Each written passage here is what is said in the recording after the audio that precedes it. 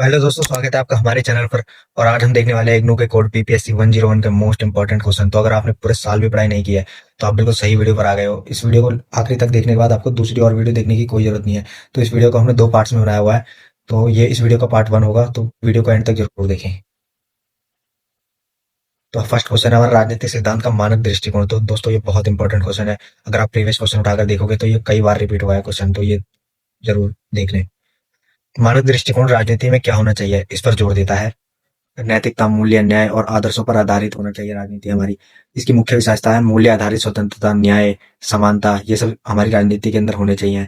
आदर्श, राजनीतिक व्यवस्था का निर्धारण दार्शनिक और नैतिक विश्लेषण किया गया हो। और इसके मुख्य विचारक जैसे प्लेटो का आदर्श राज्य का सिद्धांत, अरस्तु के सर्वोत्तम शासन का सिद्धांत और जॉन रॉल्स के न्याय का सिद्धांत।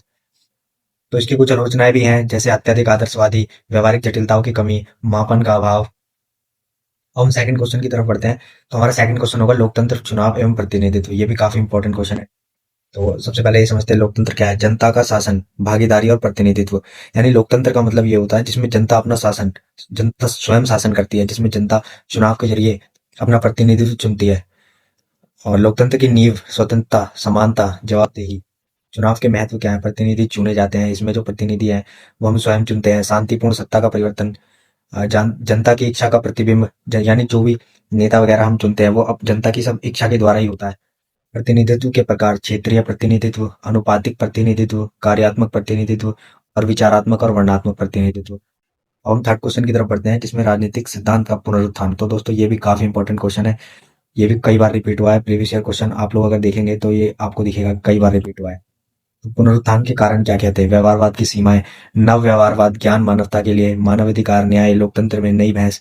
इसकी वजह से मुख्य योगदानकर्ता कौन कौन है इसमें। जॉन रॉल्स हैं जिनका न्याय का सिद्धांत, नैजिक है, स्वतंत्रता और राज्य, आत्मरीय सेन। तो दोस्तों ये आत्मरीय सेन, इनका जो दृष्टिकोण है वो काफी इंपॉर्टेंट है। इनके लिए अलग से भी आपको थोड़ा इस पर रिसर्च करना, इसके बारे में, क्योंकि इस पर अलग से भी क्वेश्चन आ जाता है। अब इसकी विशेषता देख लेते हैं। मूल्यों की वापसी, दार्शनिक प्लस व्यवहारिक दृष्टिकोण, बहुलतावाद और विविधता पर जोर।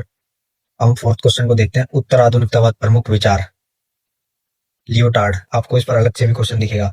ग्रैंड नेटिव्स, कांत, बहुवचन सत्य और स्थानीय आख्यान, देरिडे, जैक्स देरिडे। इनका पूरा नाम जैक्स देरिडे है।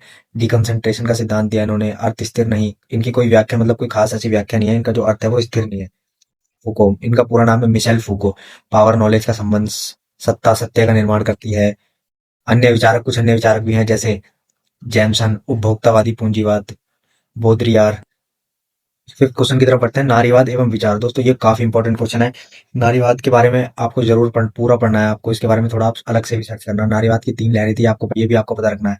तो अभी हम मुख्य विचार देखते हैं इसके। नारीवाद के मुख्य विचार थे समानता, स्वतंत्रता और पहचान, पितृसत्ता की आलोचना, लैंगिक समानता है, लैंगिक समानता।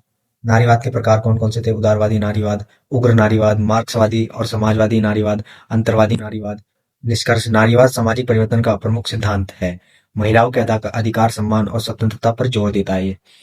तो उम्मीद है आपको ये पूरा वीडियो समझ में आया होगा। आपने सारे क्वेश्चंस को देखे होंगे। तो दोस्तों मैं आपको एक इंपॉर्टेंट बात बता दूं। अगर आपने कुछ नहीं पढ़ा पूरे साल और आप ये वीडियो तुरंत देख रहे हो तो आप अलग से भी इसके ऊपर सर्च करना, क्योंकि ये क्वेश्चन 20 मार्क्स के अंदर आता है, 20 मार्क्स के अंदर आएंगे।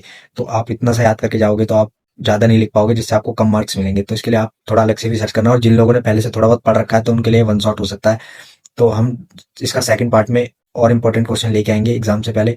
तब तक के लिए गुड बाय।